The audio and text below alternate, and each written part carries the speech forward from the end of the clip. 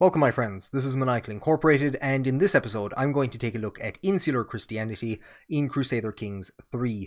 This isn't part of the series of videos that I'm making on medieval Irish history in Crusader Kings 2, it's a standalone episode. But if you watched that last episode, at a couple of different points in it I say things like, we think Insular Christianity is going to be in CK3, or there is speculation that it will be included. I didn't know that it's actually been verified or confirmed since May, since as early as May. As I was researching this video, what I planned to do was I planned to talk about how religion has been restructured in CK3 and what we might expect from Insular Christianity. And as I was researching that, I found this fantastic forum post here by No Gluten on the Paradox forum, and it gives some screenshots of Insular Christianity from some videos that IGN recorded months ago, so I've been totally out of the loop. I really do need to keep up with the dev diaries and stuff like that a bit better. So what I'm going to do today is I'm going to go through some of these screenshots and some that I've taken myself, and I'm going to talk about what Insular Christianity will look like in CK3 and how this matches up with what we know about the religious practices of the Irish at the time. So I'm going to come back to this forum post in a few minutes, but I'm going to start with some images that I've taken from one of the videos that No Gluten linked. This is one of the videos made by TJ Hafer from IGN. And in this video, he was playing as I think he just randomly picked somebody in Scandinavia. And that's why you see in the top left-hand corner, we consider them to be evil, they consider us evil. So Insular Christianity considers the Scandinavian religion to be evil, and they consider Insular Christianity to be the same. So we can see there at the top, Insular Christianity, and what I want to address first of all is on the left-hand corner, the emblem, or the symbol of Insular Christianity. I don't recognize it. I'm not sure what it is. I've seen people say that they would like to see a Celtic cross included. Now, maybe that mightn't be great because the Celtic cross has been kind of misappropriated by certain ideologies in the modern era. So what we could do instead is use the Cross of Cong, and using movie magic and the power of post-editing, I'm going to make the Cross of Cong appear on the screen. It was built or commissioned in the early 1100s by Thorlach O'Crahur, the King of Connacht, and it was designed to hold a piece of the True Cross. There's a little bubble in the middle, and a piece of the True Cross was sent from Rome in 1123, and it totally was a piece of the True Cross. It wasn't like a piece of firewood that they just found. It was the real cross, absolutely. They had a little certificate with it and all. Now, that has since been lost, but we still have the actual cross itself, and it's a beautiful piece of artistry from this period, and I'd like to see that edited in as the emblem of Insular Christianity. What I will do is I'm going to read off the description of Insular Christianity. I'm then going to explain what Insular Christianity was, and then I'm going to look at the holy sites that we see mapped out here on the map under the crosses. So, faith. Insular Christian. A rural church that has drifted away from Roman Catholic orthodoxy. Insular Christianity places a greater emphasis on penance and monasticism, calculates Easter differently, and incorporates many traditional Celtic marriage customs foreign to wider Christendom. So what exactly is Insular Christianity?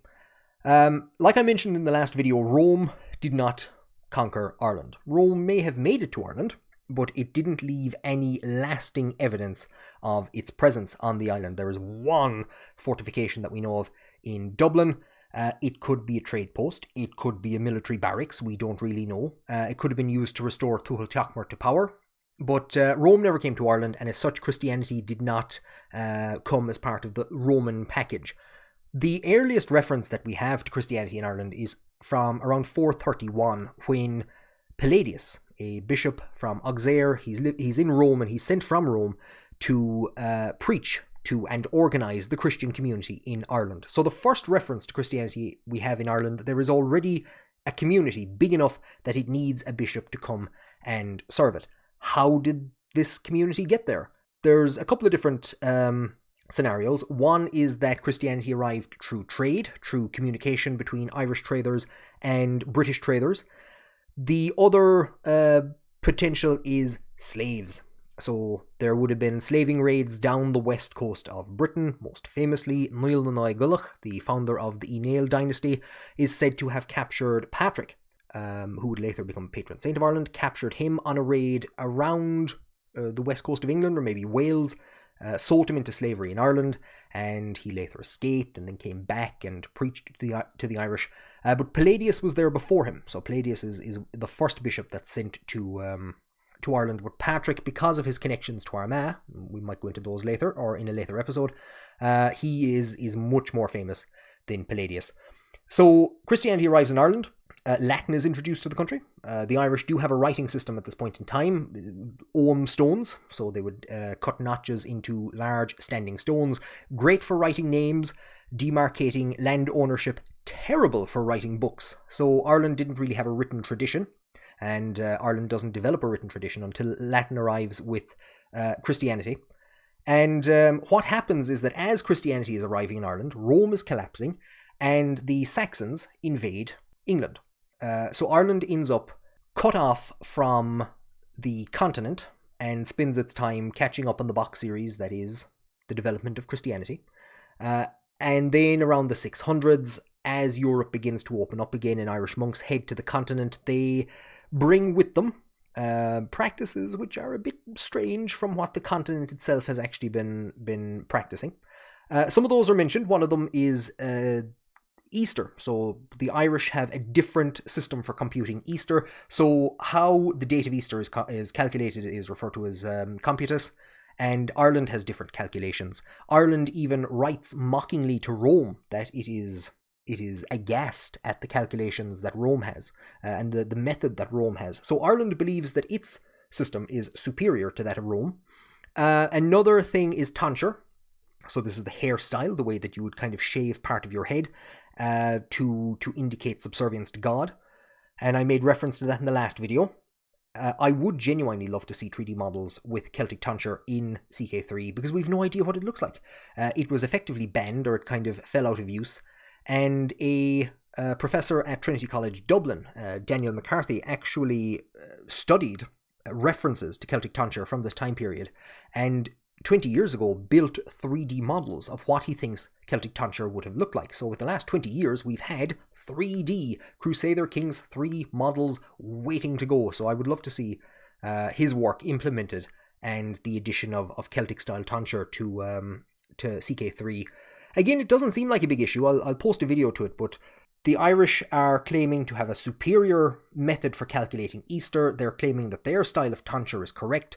These are large doctrinal disputes between the Irish and the kind of the continental church, or the Roman church, represented here by Catholicism. Another thing that the Irish have is monasticism. So instead of having a diocesan structure, so the island broken up into dioceses, and each diocese headed by a bishop, what the Irish instead have is monasteries, or abbeys, which are headed by abbots. These are largely hereditary. So if you load up CK2, and if you go to Iona and click on the Prince Bishopric and check out its history, you will see that it was dominated by the Ineal. This was the Kennel branch of the Ineal, the family of Columbanus, who founded Iona. So these monasteries tended to stay in the possession of the family that had financed their construction, or the position of abbot, and instead of being over a set territorial area like a diocese, abbeys and monasteries would battle each other, not always physically, but sometimes, for control of far distant churches. So at one stage, Armagh actually exerted authority over churches as far south as Laois, which is represented by leeks in CK2. Now, in that system, it's declaring direct rule over the church. At various different times, the law of Patrick, which is basically the law that all religious dues are due to Armagh, these would be passed in various different provinces at various different times, but it was claiming direct control in the same way that a bishop would claim control over the churches in his diocese. Armagh was doing that for churches that were very far south of its position.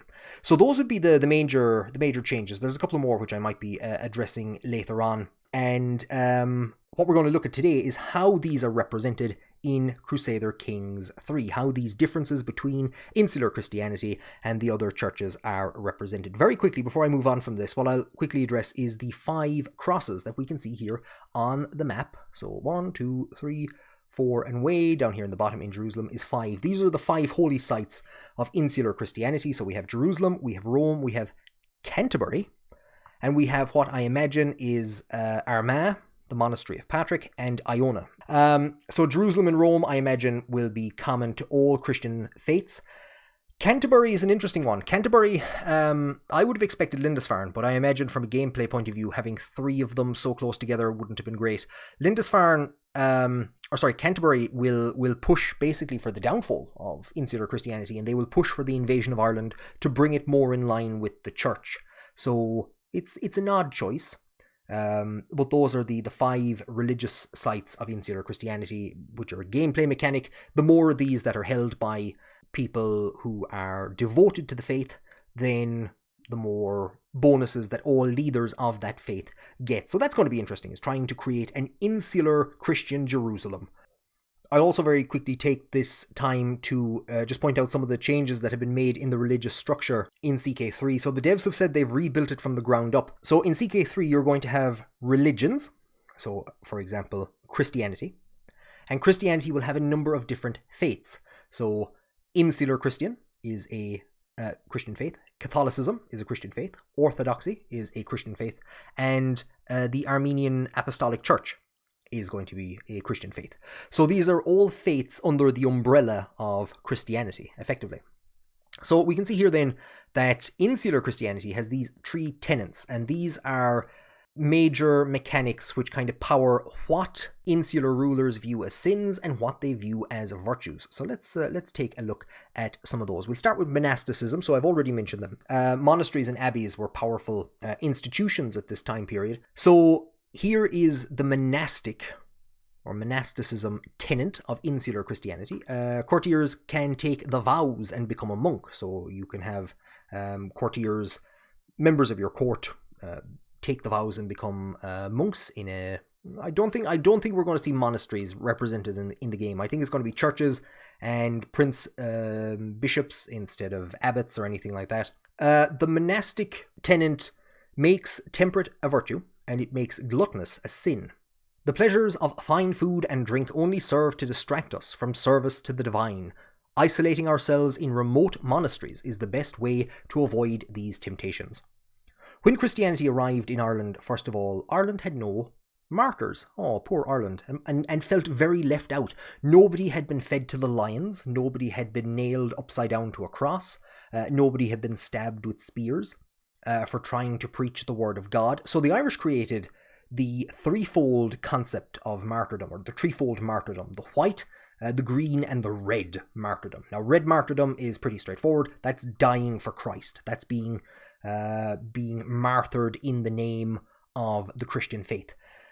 The other two then are other ways in which people could suffer martyrdom for God, as far as the Insular Christians were concerned. And what you're looking at is white martyrdom is kind of, it's suffering persecution or social ostracization, but it doesn't kind of mean physical harm. So you're not assaulted, but you might be exiled from your community or disowned by your family or something like this. Green martyrdom then is extreme penance. It's fasting, it's isolating yourself in remote areas, and the suffering that this brings to you, both the physical and the mental suffering that this brings to you. So this is the green martyrdom, and this was very important to the Irish at the time. And if we look back at the description there, isolating ourselves in remote monasteries. One of the most famous of these remote monasteries that were built by Insular Christian monks would be Skellig Vihil. So if we come down here to County Kerry, here we have the Dingle Peninsula, just under the tip of the cursor, and then just below that we have the Iveragh Peninsula. So I think out maybe around here, where the mouse is pointing now, is a tiny, I was going to call it an island, it's pretty much a rock, called the whole monastic settlement that was built there is called Skellig Vihil. built probably in the early 700s. One of the earliest references we get to it is when it was raided by Vikings in 823, and the abbot was kidnapped and actually died in Viking care, shall we put it that way. It is amazingly remote and just disconnected from the world. They truly believed that this was the edge of the world at the time. And of course, Skellig Vigil became quite famous in recent years for its presence in the recent Star Wars franchise of movies about an Irish space wizard called Kyle. And his creepy uncle tries to kill him, and Kyle pulls the house down on top of them all, and he escapes, and then another creepy old man gaslights him. But Kyle's uncle goes into exile in Octo, I think it's called in the movie, a space wizard temple, which is filmed on Skellig Vigil, and it's just this amazingly remote site. So if you see some of the clips, and I might even put some of them up here, this is where these people would have gone hundreds of years ago to get away from civilization and to practice these ideas of monasticism and green martyrdom. So monasticism, I think, is very fitting, very suitable for insular Christianity. We'll move on to the next one, which is vows of poverty. I'm not so gone on this one. When Christianity arrived in Ireland, first of all, it was viewed with a great deal of suspicion because, of course, what they were doing was they were asking people to give their property to the church and things like this. And in Ireland, what you're dealing with is family property. You're not really dealing with personal property. You're dealing with family property. So if you're giving stuff away, if you're taking vows of poverty, then you have a lot of people looking at you going, what the hell are you doing? If you're a ruler and you're giving away property or making a vow of poverty, you have potential successors looking at you. You have your children looking at you, you have distant relatives looking at you, and they're not going to be happy with this. So this isn't really a thing that would have happened. However, generous as a virtue and greedy as a sin, I think, is very fitting for Ireland from what we know of Celtic mythology, the importance of concepts like offering hospitality. And there are a lot of legends around individuals being killed for not offering hospitality or not reciprocating. Not accepting hospitality was just as bad. So I think those are two good virtues and sins to have for people who would practice insular Christianity. Money corrupts the hearts of men and pushes them away from the true faith. We must shun the acquisition of material wealth if we are to focus on what really matters. I can't really see any of the kings of this time period in Ireland saying that, but the virtue and the sin are good. The rest, not so much. Pastoral isolation. This is one that I have major problems with. We're going to go through it, and I'm going to go through it quickly because I will make, if I talk about this at length, we will be here for 2 hours. Considers Christian faiths, and is considered by Christian faiths to be righteous instead of evil. Now, what this means is that insular Christians will consider Catholics to be righteous, Catholics will consider insular Christians to be righteous, so we're not going to end up in a scenario where the Pope declares a crusade for the liberation of Athlone from the heretics, because Athlone is held by a righteous people, the insular Christians. Then we have some stuff relating to conversion resistance. It's the bits at the bottom. Development growth minus 10% per month. All we want is to be left alone. Our practices are our own and no more the business of anyone else than theirs are of ours. The devs have gone and taken the literal interpretation of insular Christianity here, which is not very fitting. If we look at the time period that we're in 867 here, we're coming kind of to the end of what's referred to as the Irish Golden Age. From the collapse of the Roman Empire, Europe was in a great deal of upheaval, and Ireland was in a position in the aftermath of that upheaval from the 600s onwards to help in the stabilisation. I know a lot of people argue that Ireland saved European civilization, but I think more that they contributed to the stabilisation of civilization. When Latin arrives in Ireland, first of all, so as the rest of the world is collapsing, the rest of the known world is collapsing, Ireland is just discovering Latin and learning how to read books, having a great old time. The Irish are finding it very difficult to read the Latin and to pronounce it, and to help, they create one of the greatest inventions of all time. We actually see tons of them. I would guess that there's about 100 of them. If you're looking at the page in front of you, you can see about 100 of them. The Irish invent the space between words. There was no space between words until the Irish said, this is very hard to read. So the Irish actually contributed to the way that the modern language is structured and transmitted, which was a major development that they exported to Europe at the time. If we look at things like the system of confession, so confession at the time was actually held in public. So you would confess your sins in public. The Irish, however, in isolation from the rest of Europe, due to the Saxon invasion of England and due to upheaval in Europe, the Irish practiced private confession. And this again was another idea that was effectively exported, brought to Europe, and actually incorporated into the wider Christian religion itself. Now, of course, we're going to see a lot of the ideas of the Irish being thrown out, but this is one of the ideas of the Irish that was actually incorporated. Pope John Paul II visited Ireland in 1979, and he visited a number of monasteries, and one of them was Clonmacnoise. And when he returned to Rome, speaking about Clonmacnoise, he said, "I will never forget that place. The ruins of the monastery and churches speak of the life that once pulsated there. Whole generations of Europe owe to them the light of the gospel." This is not a people that say, all we want is to be left alone. This is a people who took very seriously their role in contributing to learning and to intellectual pursuits in Europe itself. I'm going to link to some videos. One of them is Mary McAleese, former president of Ireland. She is one of the foremost experts now on the life of Columbanus, 7th century monk, who had some involvement in the foundation of several monasteries throughout Europe, including Luxeuil in France and Bobbio in Italy. Again, this is not a man who believes that all we want is to be left alone. This is a man who has gone to the very furthest reaches of Christian Europe at the time, founded some of its most important monasteries, and contributed to religious affairs on the continent. I'll put up another video to a narration from the chapter from Bertrand Russell's History of Western Philosophy. So there's a chapter on John Scotius Erigena, John the Irishman. I'll be explaining that later when I'm dealing with Scotland in the Battle of Clontarf. But John Scotius was one of only a handful of people in Europe that could speak or that could understand and translate works from Greek into Latin.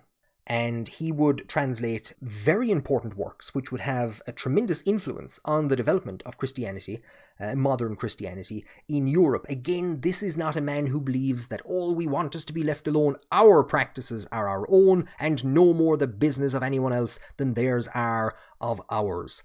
And Scotius, now you might say, well, look, Latin was introduced to Ireland in the 400s. Columbanus was building his monasteries in the 700s. This is 867. Ireland gets its minus 10% per month development growth penalty, and it has become insular and inward-looking. John Scotius died in 877, we think, 10 years after the start date, down here at the bottom. So the idea of this insular Ireland, cut off from the rest of the world, uncaring of what's going on in the rest of the world, does a terrible disservice to the monks that travelled the continent and contributed to intellectual affairs on the continent at large. So this is one that I definitely don't like. I can accept some bit of a development growth penalty. Ireland wasn't exactly a technological powerhouse. I mean, these things up here, what are they? What are they? I don't know what they are, because Ireland at this point in time was a cashless society. Or coinless society. Cashless society means we'd be using Bitcoin. The Irish were using something very similar to Bitcoin. Just like Bitcoin, it had no centralized no centralized authority that produced more of it, and it was also heavily divisible. The Irish were using cattle. So there was no centralized authority for producing more cattle, and cattle are very highly divisible into stakes. So this is what the Irish were predominantly using during this time period and later. The first coins minted in Ireland for use in Ireland were minted by the Vikings. So yes, Ireland isn't the most technologically advanced nation in the world at this point in time, nor is it the tribal, backward, minus 10% per month development growth entity that we're kind of seeing here. I should have covered earlier on what exactly development growth means. The devs have said that development is the measurement of technological advancement and general infrastructure in a county. So what this means is that counties that follow insular Christianity are going to develop at a much slower rate than counties that don't. So it's a big penalty to people who want to play as an insular Christian nation.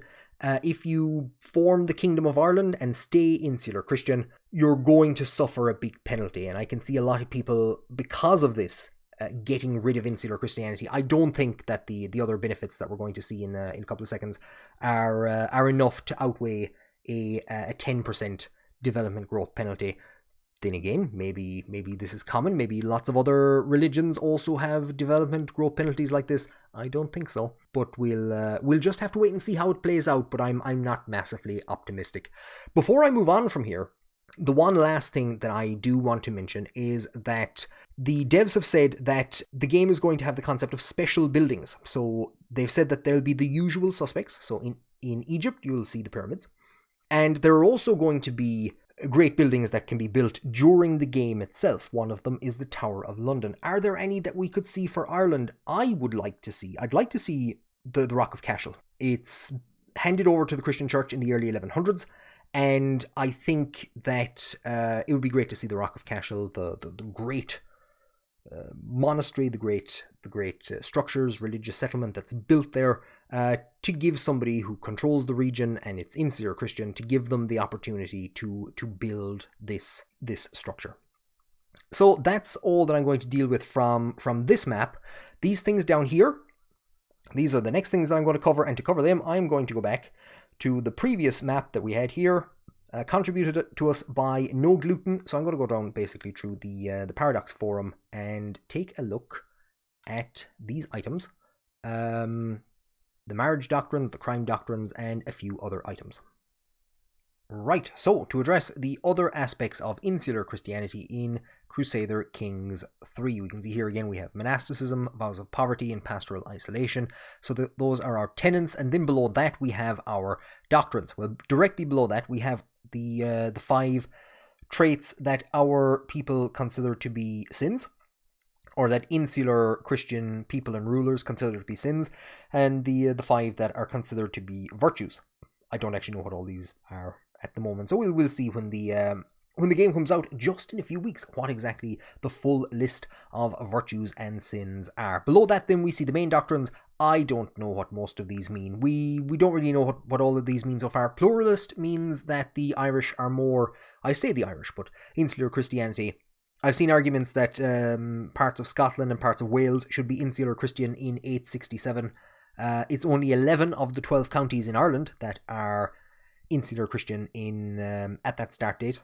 The Norse of Dublin are, I think they're pagan in 867 and Catholic in 1066.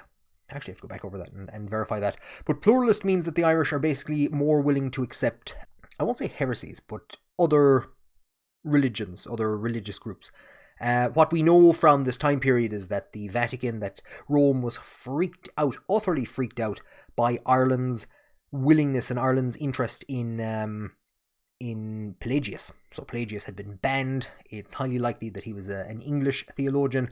There are theories that he may have been Irish. Dáibhí Cróinín, an important Irish scholar, has described as harmless the theories that he might have been Irish. But such is the love or the interest in Pelagius' teachings at this point in time by the Irish that theories have grown up that he must have been Irish. So the Irish are willing to look at anything, and regardless of whether or not it's been banned by Rome, and argue, well, yes, but there are some good points to it. So that's a pretty good trait for the Irish to have, insular Christian rulers to have. Male dominated. We do know that there were in certain cases female abbots in abbeys, but yeah, in general it's male dominated religion. We can come down here then into the marriage doctrines for insular Christianity. So we see that marriage type is polygamous. So individuals can have multiple spouses. Now I'm not too sure whether that means males can have multiple wives or if everybody can have multiple spouses. So women can also have multiple spouses. I'm not really too sure about that. What we know from the time is that the legal tracts from the time make mention of primary wives, secondary partners, and then in some cases subsequent concubines. So the Irish would have practiced polygamous, or would have had polygamous relationships until the arrival of Christianity. And as Christianity tried to push for the idea of just monogamous marriage. The Irish said, yeah, sure, okay, I just have one primary wife. This isn't my primary wife. This is my secondary partner, and these are my concubines. So the Irish kind of found a loophole. Divorce must be approved. What this means is that for divorce to be granted, it has to be approved by either the spiritual head, but there is no head. There is no spiritual head of insular Christianity. There is no head of faith. I'm going to come on to that in a couple of seconds. It must be granted by either the head of the faith, or it must be granted by the head of the dynasty. Now, what we know from divorce of the time is that it was very easily attainable, basically by paying an honour price, which would have been the value of the spouse, their status value, so determined by their status in society. And this value was in cattle, predominantly in cattle and property. And by basically buying the spouse out of the marriage, you could dissolve the marriage.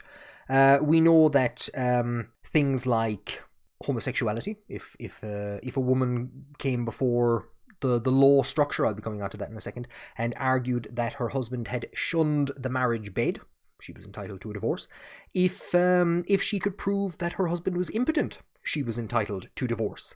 And from what I can understand, this was conducted by an impotence council. Effectively, a group of women would be got together to investigate the impotency of the male. From what I understand, I mightn't be totally correct there, but divorce was attainable on a number of different grounds, including on just buying one partner out of the marriage. So the need for dynastic, I think this has been put there to increase the importance of the dynastic head. I think the head of the dynasty. Bastardry, legitimization. I don't think the concept really existed at the time. The sons of in early Irish law, the sons of any spouse through any partnership basically had equal rights to inheritance. Later on, the children of primary wives were given kind of greater prominence in inheritance rights. But basically, yeah, any children of a king, of a ruler, were basically recognized regardless of whether it was out of wedlock or in wedlock or with a concubine or whatever. So I'm not entirely sure what this means. I think it means that you have the option to legitimize children that are born out of marriage. And then we have consanguinity, which is the concept of the blood relations between people who are looking to marry. So how closely two people are allowed to be related before they can no longer get married. So avunculate marriage means that an individual male ruler, will say, can marry their aunt, or they can marry their niece. I suppose we have to look at the inheritance laws of the time. Women were allowed to inherit under very rare circumstances. Generally, when a male died, his land was divided amongst the Dáibhí. So this would be his sons and their sons and their sons. That was generally his sons. If he had no sons to pass the land onto, however, or his property onto, women could inherit. However, they were only allowed to inherit for a kind of what was referred to as a life claim. Once they died, they couldn't pass that land on to their children. It instead returned to their father's family. So if it looked as though a woman was going to inherit and she wanted to guarantee that her children were going to have a claim to the land that she was going to get, what she would do is marry a close male relative, generally a first cousin. When she died and when the land passed back into her father's people, well, that was her husband and her son, because they were her father's people. So I don't know if avunculate marriage allows. There is specifically cousin marriage in CK3, so I'm not too sure if this is the same thing. And then the final part on this page is the head of faith. At the moment, insular Christianity has no head of faith, which is quite bizarre because insular Christians would have recognized the Pope as the ultimate authority. They would have written letters back and forth to him. They mocked the Roman style of calculating the date of Easter, and they wrote letters regarding other conundrums, religious conundrums in the Christian world, but they would have recognized the Pope as their head of faith.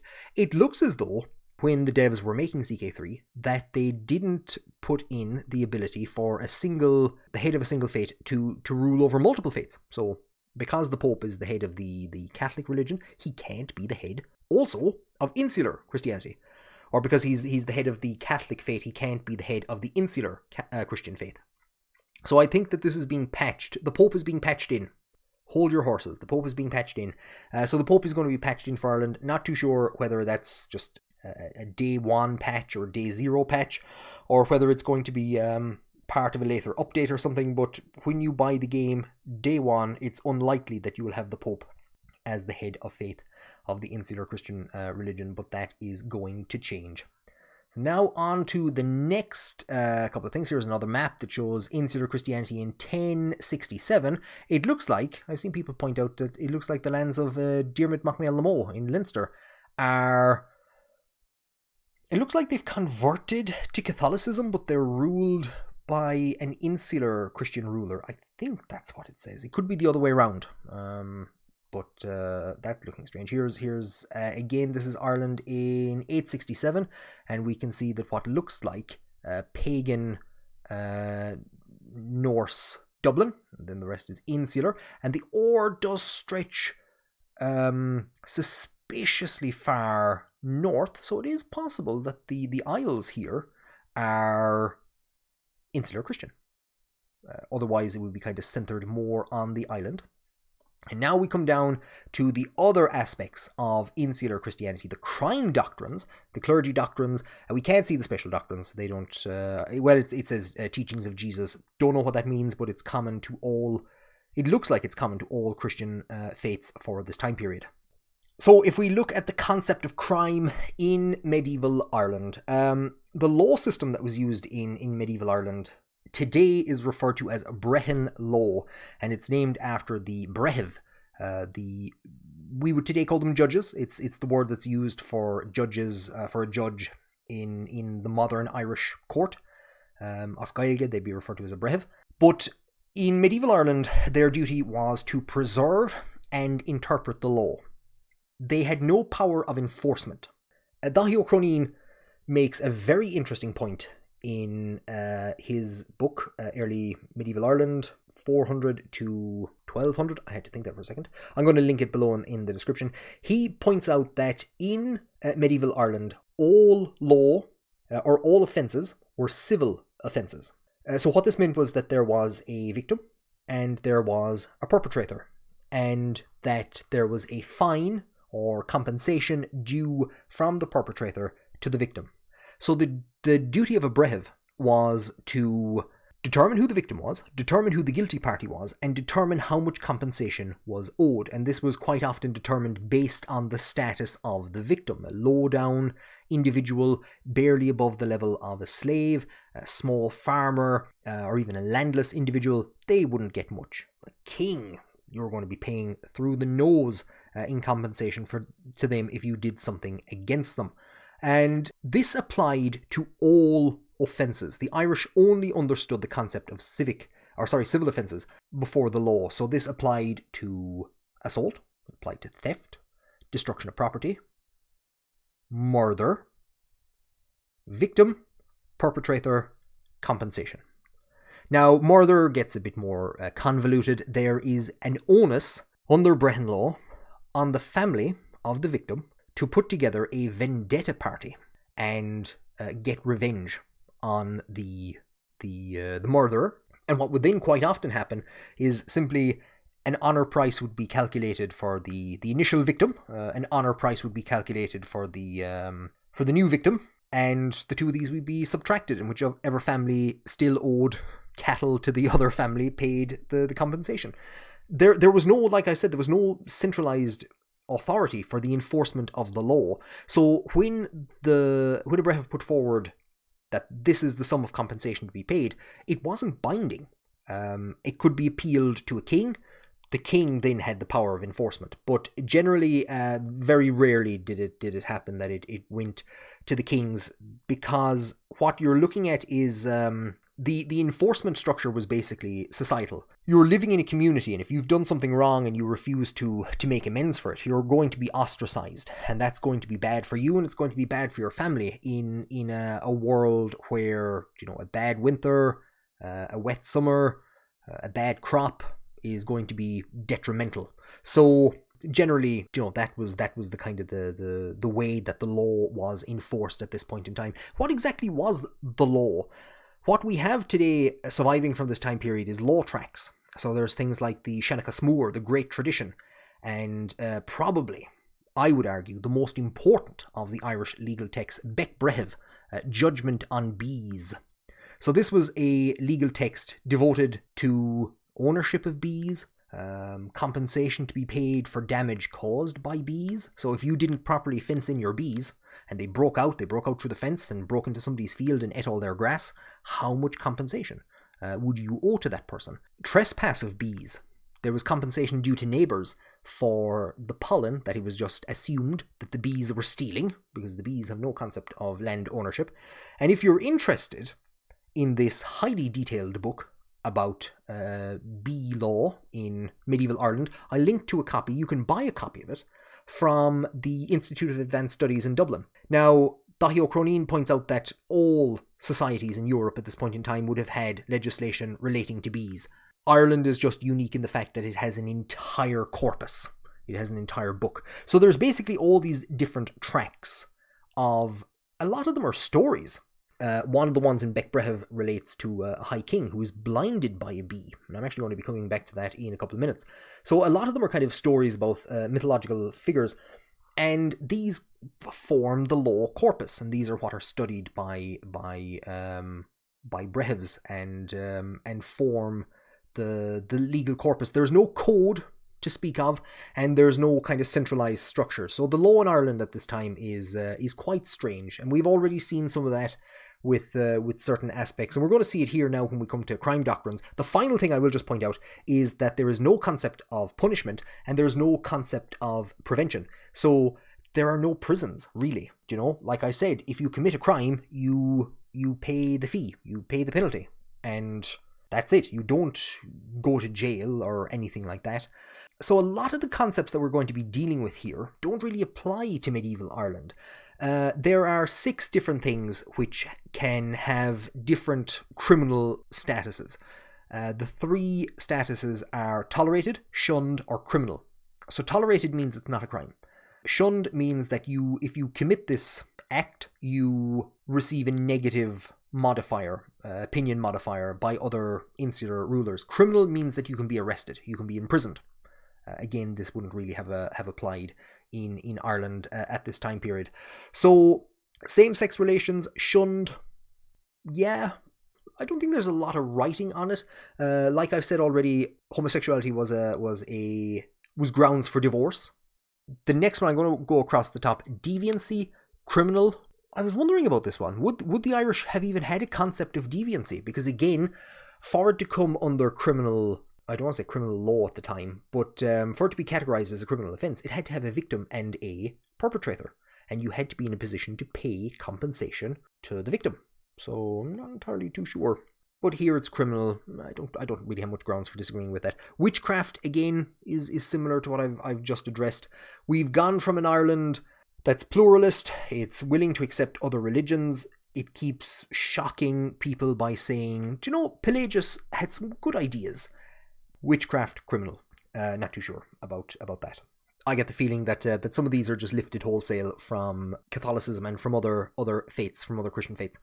If we look at male and female adultery is shunned, female adultery is criminal. We don't have a lot of evidence about this, but one of the only examples we have is a daughter of the Dáibhí. So in the 940s, one of Cinnetig mac Lochran's daughters, Orla, is married to Donal Middy, the High King of Ireland, King of Tara, the head of the Southern Inéal.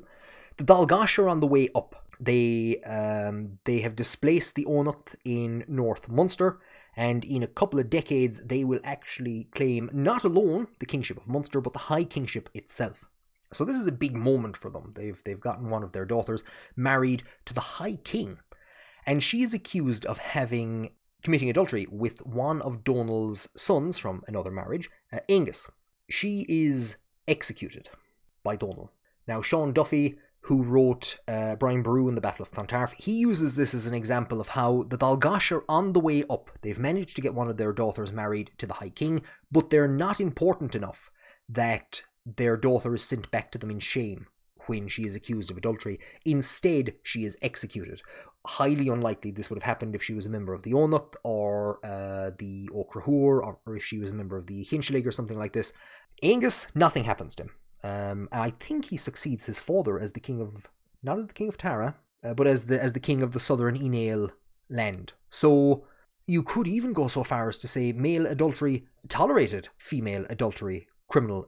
And the other aspect of criminal law at the time, kinslaying, dynastic, is criminal. So kinslaying is the idea of killing a close relative. And is that criminal? Is it tolerated? Is it shunned?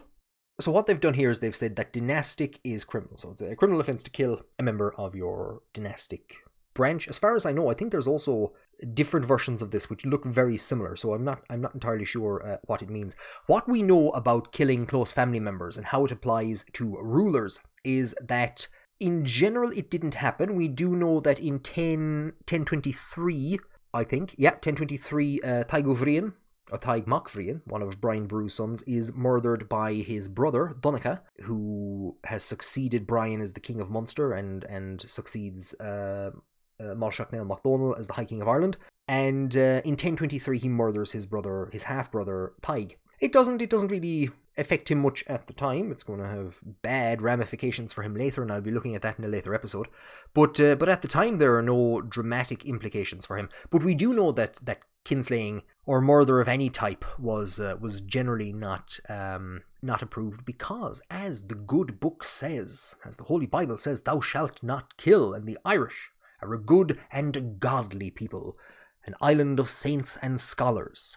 The Bible, however, quite helpfully makes no mention of driving a man's eyes out with a stake. Bible doesn't say it's a sin. If you want, go and read it. I'll wait here for you. Go and read the Bible and see if you can find any references to driving a man's eyes out with a stake being a sin. I bet you can't. So, I mentioned earlier on Bec Brehev, Judgment of Bees, or Judgment on Bees, and there was a reference to a High King being blinded by a bee sting, and this means that he is no longer allowed to serve as High King because he is now blemished. And this is the only reference that we get to this in a legal text, in a law text. There is the older legend of Lugh Lawfather and Nuada Aragadlov, Nuada of the Silver Arm. So I think in fighting Balor, his arm is cut off, and he's no longer allowed to serve as the High King because he's blemished, and he goes into hiding in one of the Tuatha Dé Danann. They either build an arm out of silver for him, or they use experimental gene therapy. I can't remember. But his arm grows back, and he's allowed to return to the High Kingship. So there was this concept that to rule as a king, you had to be without blemish. And blinding potential rivals for succession, this was because you can't kill them, because that's bad. That's a sin. But the Bible says nothing about blinding them, and that would of course mean that they would be removed from the succession. I'm going to deal with this a bit more when we come to the episode dealing with the run-up to the Norman invasion, so Rory O'Crahur, and how he removes some of his brothers from the line of succession. But what they've done here is they have put in dynastic as criminal, so the Irish wouldn't have killed people, but they haven't given the Irish the ability to blind each other. I don't think they have anyway.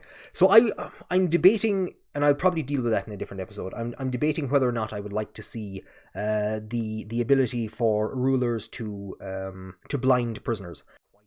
So that's the big convoluted discussion around criminal doctrines. Basically, there is no crime in Ireland. It's fantastic. Everything is just a civil offence that can be dealt with by paying a fine. Isn't it great? So finally for this page, we're down onto the clergy doctrines. Clerical function, alms and pacification. We don't know what that means. Clerical gender, only men, like I said. Females could serve as the heads of abbeys, but I'm not expecting to see that implemented in the game in any way, make, shape or form. Clerical appointments, spiritual for life. We don't really know what the opposite, but the interesting one, and really the only kind of valuable counterpoint to pastoral isolation, is that clerical marriage. Clerics can marry. That's really it. Minus 10% dev penalty per month. to allow priests to marry their aunt. That's really what we're getting here. So, yeah, clerical marriage was common. This was something that utterly freaked out kings in England and in Canterbury approaching the Norman invasions. The appointment of married men to head up monasteries just totally freaked them out. They couldn't understand it, and they began to push for reform in Ireland. A lot of that reform was beginning in the early and mid 1100s, and it would have continued had it not been for the Norman invasion. But we never got to kind of see what that would have looked like. So that's the main stuff there. There is one last thing to address. My God, this is such a long video. There is one last thing to address, and I have it here. So what I was originally going to do is I was going to come and look at this this page on the Dáibhí for religion and faith. So here's the one for Catholicism, and I was going to look at Catholicism's values. So Catholics also have monasticism, they have armed pilgrimages, they have communion, and we can see the communion characters. So communion is pretty much what they have instead of pastoral isolation. Characters can seek indulgences from the head of faith to exchange gold for piety. Spiritual heads of faith may excommunicate other characters. We do know that this was applicable to Ireland, so I'm not too sure. Does this mean that people in Ireland can't be excommunicated now under Insular Christianity? And honest and deceitful become sins and virtues. So no dev penalty for them. This then is their main doctrine. So again, male-dominated righteous. So Ireland is pluralist, or Insular Christianity is pluralist. Catholicism is righteous. They don't really tolerate other religions and things like that. Monogamous marriage instead of polygamous, again, must be proved by the Pope. They have avunculate marriage, same laws on bastardry. Close enough. I would say the exact same crime doctrines, bar they say close kin is criminal. I don't know if close kin and dynastic is the same. And down here, it's pretty much the exact same again. They have control instead of alms and pacification, and they have clerical marriage is disallowed. And there we have a big fancy man with a fancy hat as the head of faith, and he's going to be put in as the head of faith for Insular Christianity as well at a later point in time. But I was originally going to go down through this and talk about, maybe we'll see cousin marriage and divorce will be always allowed. I would have thought it would have been always allowed. But what I do want to address is here under the modding screen, or the entry for modding. So what they've showed here is how easy it is to mod. This stuff is so close to being JSON, but it's not. I built a project once where I pulled all the data out of a CK2 save file, but I had to convert it to JSON, and built like social network graphs where I was able to connect up all these families and things like this. So it shows for the Coptic religion, it shows what color they will be represented on the map, who their religious head is. So for Insular Christianity at the moment, this is none, N-O-N-E, not N-U-N. Then it shows where their holy sites are. So it just shows how you can mod these and change them. And what some people will do is they'll do total conversion mods where they will make the world from Game of Thrones, so they'll stick in the Game of Thrones religions and all this kind of thing. But the interesting part is down here, Holy Order names. Name, Holy Order, Order of Saint Anthony, and this is the Holy Order for the Coptic faith. So that raises the question, what's the Holy Order for Insular Christianity going to be? Now the first question is, what exactly is a Holy Order? In CK2, I suppose the best thing to do is explain what they're not. Mercenaries can be paid money, and they will fight for you in any wars that you are engaging in, or they will fight against rebels. They suffer morale debuffs because they're fighting for money as opposed to loyalty to you. So that's a mercenary. Now a holy order, instead of being paid with money, is paid with piety. So you need to be holy. And we know that the Irish can get buffs to their piety, from some of the tenets that they follow. So holy orders are raised with piety, and they are basically military holy units that only fight against individuals of other religions. So you're not going to be able to raise a Catholic holy order and have them fight against insular Christians. You'll have to get mercenaries for that, but you could use a Catholic holy order to fight against the Vikings or something like this. So things like the Knights Templar, I think the Knights Templar are in there, the Knights of Calatrava, the Yoms Vikings are in CK2. They'll probably appear in CK3 as well. The Order of St. Anthony is the Coptic Holy Order in CK3. What's the Insular Christian Holy Order going to be? So there are a couple of different versions, or there are a couple of different options. First of all, there was no Insular Christian Holy Order. So that's an option, is no Holy Order for Insular Christians. That would be sad. I'd be disappointed. A number of religions that feature in CK2 never grew to a stage where they could actually have a holy order of a military religious order. So CK2, the devs basically had to fabricate a couple of holy orders, and that's one possibility that they could go down. The other thing that they did is, here I think the Order of St. Anthony, I don't think they were a military order in any way, make, shape or form. They did exist, they were real, but the devs have basically taken them and adopted them to being a military institution. So that's the first approach that we could take in Ireland. And if we were to take that approach, what institution or what monastic group could we take and convert to being a holy order? My suggestion would be the Céile Dé, later known as the Culadís. But the Céile Dé are referred to as the servants of God, the companions of God, the spouses of God. And they were an order of lay people who lived a monastic life but did not take monastic vows. Now, they did not, and we have no tradition of any of them fighting or serving in a military capacity, except for one. There is one unique individual who we think may have been a member of the Céile Dé. There's no actual... It's debatable. Let's say that he was. And this is Félimid mac Cruithtóin, the King of Munster. He defeats the Southern Ináil King of Tara, becomes High King of Ireland, Abbot of Cork, and Abbot of Clontarf. He is simultaneously King of Munster, King of Ireland, and the head of 2 monasteries. I'm not actually too sure if he's the head of the 2 monasteries simultaneously, but at the same time that he's crowned, well, not crowned, there's no crowning in Ireland, but at the same time that he becomes the High King, he takes control of the chair of Clontarf. So he is this mad warrior monk king, and he's believed to have been a member of the Céile Dé. So he would have been a lay person, he would have joined this holy order, but he wouldn't have taken vows. He would have lived a monastic life. He spent most of his life in monasteries. Admittedly, he was burning them to the ground, but it still counts. He was still visiting the monastery. So it'd be great to see the Céile Dé. Now you are taking the Céile Dé and turning them into something that they never were. But look, these are the kind of the compromises that need to be made. It would be great to see the Céile Dé represented in one way, make, shape or form. They might be represented as a society for insular Christians, or they might be represented as a holy order. Let's say we don't go with the Céile Dé and we're going to fabricate a holy order from scratch.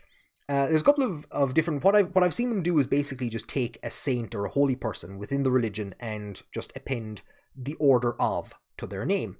So if we look at some saints, you might think immediately the Order of St. Patrick. No, that actually exists, and it is a chivalric order instituted by the English and British Crown when Ireland was under British rule. So there's a big shiny medal that you can get. They haven't awarded it, quite sensibly, in decades, but it still actually exists. So no, not the Order of St. Patrick. The Order of St. Palladius, possibly the first bishop that arrived in Ireland. How about the Order of Saint Félimid mac Cruithtóin, the crazed warrior monk king who spent most of his life burning monasteries to the ground? He is considered a saint, Saint Félimid. So you could have the Order of Saint Félimid.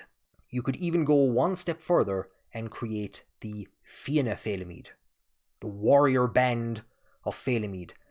FF, preserving the FF logo of the modern Irish Defence Forces.